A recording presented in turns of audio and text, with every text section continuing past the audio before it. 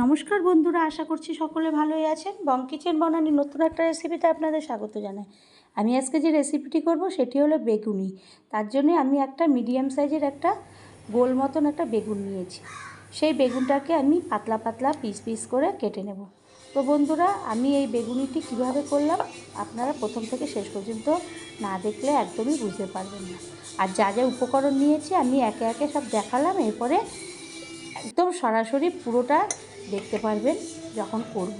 তো প্রথমে আমি বেগুনগুলোকে তো আগে কেটে নিয়েছি, এরপরে নিয়ে নিলাম এক বাটি চালের গুঁড়ো, তারপরে নিয়ে নিলাম কর্নফ্লাওয়ার, তারপরে নেব বেসন, এক বাটি বেসন।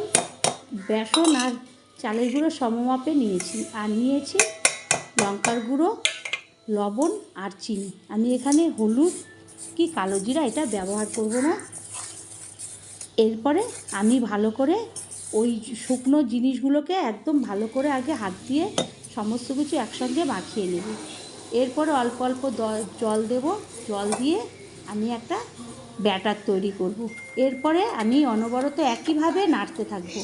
নাড়তে নাড়তে কালারটা যখন একটু ফেড হয়ে আসবে, এরপরে আমি হাতে তুলে তুলে দেখব যে আমার এই ব্যাটারটা ঠিকঠাক হয়েছে কি না। তো বন্ধুরা, আমি এরপরে হাত দিয়ে তুলছি, দেখছি আমার ব্যাটারটা ঠিক হচ্ছে কিনা। আমি অনবরত একইভাবে নেড়ে যাব, এদিক ওদিক করব না, একইভাবে নাড়তেই থাকবো। তো আমার চ্যানেলটি যদি এখনও সাবস্ক্রাইব না করেন তো প্লিজ সাবস্ক্রাইব করবেন, লাইক শেয়ার কমেন্ট করবেন, পাশে থাকা বেল বাটনটি টিপবেন, তাহলে যে কোনো রেসিপি আপনাদের কাছে আগে পৌঁছাবে। এরপরে আমি কড়াইতে আগের থেকেই তেল গরম করতে দিয়েছিলাম কাজের সুবিধার্থে। তা অনেকটা পরিমাণে, যেহেতু বেগুনি ভাজা হবে, অনেকটা পরিমাণে তেল দিয়েছি।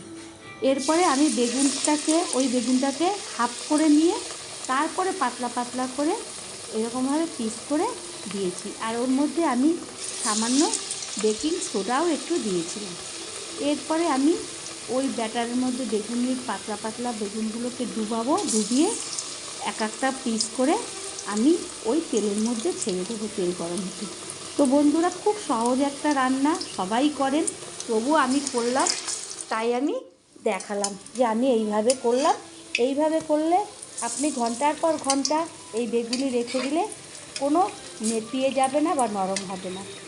এখানে সব কিছু সমপরিমাণে দিতে পারলে এটা সুন্দর হবে, আর খেতেও মচমচে হবে, খুব ভালো লাগবে, নেতিয়ে যাবে না।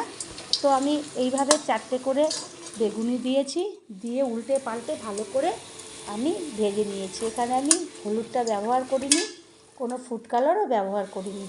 তো এরপরে আমি তেলটাকে ঝরিয়ে সব কয়টা বেগুনি একটা প্লেটের মধ্যে তুলব। এরকমভাবে আমি সমস্ত বেগুনিগুলোকে ভেজে নেব।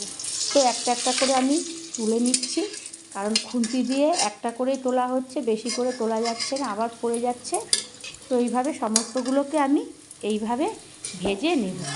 তো আমরা তো বেগুনের অনেক রকম পদ করে থাকি। একবার হলে এরকম বেগুনি ভাজা করলে আপনি মুড়ি দিয়েও খেতে পারবেন, কিংবা ভাতের সঙ্গে, খিচুড়ির সঙ্গে যা ইচ্ছা তাই খেতে পারবেন। আর এরকমভাবে যদি বেগুনিটা আমি যেভাবে করলাম, এরকম স্টেপ বাই স্টেপ করলে আপনার ঘন্টার পর ঘন্টা এই বেগুনি থাকবে, কিন্তু নরম হয়ে যাবে না। তো উল্টে পাল্টে আমি আবারও সমস্ত বেগুনিগুলোকে একে একে যে কটা ছিল সব কটা আমি ভেজে নেব। এইভাবে ভেজে আমি তুলে নেব।